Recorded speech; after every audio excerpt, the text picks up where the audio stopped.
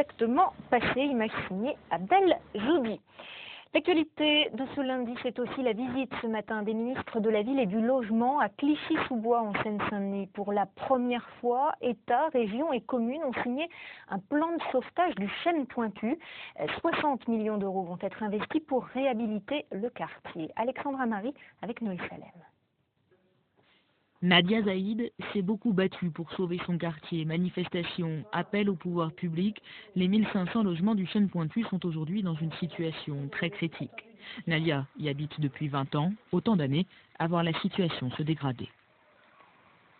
On sait tous que les ascenseurs ne fonctionnent pas, les gens sont fatigués, ils ne peuvent plus sortir, notamment les personnes âgées.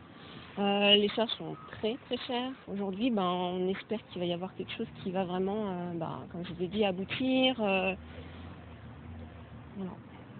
L'espoir, c'est ce protocole signé ce matin par l'État, la ville et la région. Un engagement collectif à rétablir des conditions de vie dignes dans cette cité où le surendettement des propriétaires et l'achat de biens par des marchands de sommeil posent de graves problèmes sanitaires.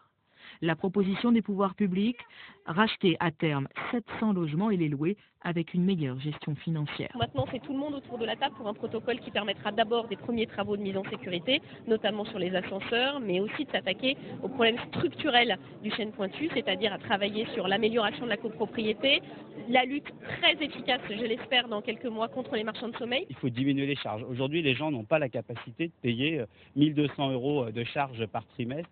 En plus, pour un service qui est non fait. Si au moins pour 1 200 € ils avaient une copropriété propre avec des ascenseurs, on pourrait peut-être l'accepter. Mais là, non seulement ils payent, mais en plus ils n'ont aucun service en retour. Après déjà 2 plans de sauvegarde, les habitants du Chêne Pointu attendent désormais des mesures rapides et visibles. 60 millions d'euros doivent être investis et les premiers travaux pourraient débuter en janvier 2013.